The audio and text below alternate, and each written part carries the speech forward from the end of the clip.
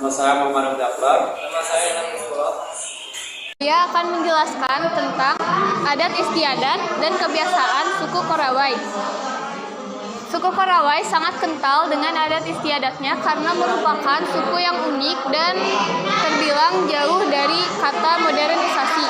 Nah, ada beberapa adat istiadat suku Korawai yang dimana sangat ketat mengenai peraturannya, seperti misalkan pada konsekuensi bagi yang melanggar aturan atau melanggar adat istiadat suku Korawai, mereka sudah terbiasa atau misalkan sudah sangat hangat dengan kebiasaannya, yaitu kanibalisme, yaitu bagi orang-orang yang melanggar aturan suku Korawai atau melanggar adat istiadat suku Korawai, maka mereka akan dibunuh atau diburu, kemudian si dagingnya dimakan dan darahnya biasanya diminum untuk menghormati leluhurnya. Terkenal dengan masyarakat yang kreatif dan tradisional sehingga mereka cenderung berpikir kreatif dengan memanfaatkan bahan-bahan sederhana yang ada di hutan. Hasil keseniannya biasanya digunakan dipakai dalam acara-acara tradisional, misalnya secara simbiosis memperingati momen-momen. Bahasa suku Korawi termasuk dalam keluarga Awu, Dumut, Papua Tenggara dan merupakan bagian dari Filum Transnugini, sebuah tata bahasa dan kamus yang telah diproduksi oleh ahli bahasa misionaris Belanda. Sistem religi suku Korawai.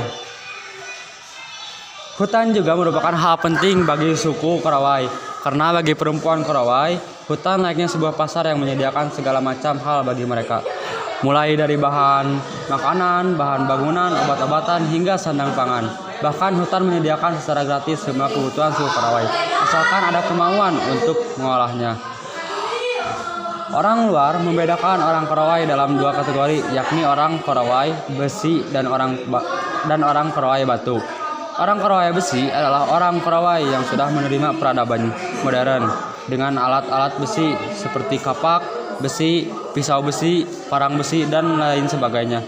Sedangkan Korawai batu adalah mereka yang masih hidup dalam zaman batu dan belum tersentuh oleh peradaban modern.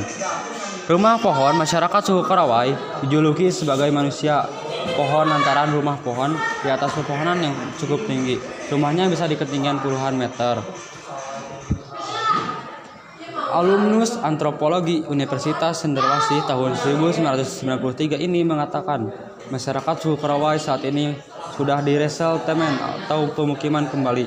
Namun demikian masih ada sebagian masyarakat suku Korawai yang hidupnya masih tradisional.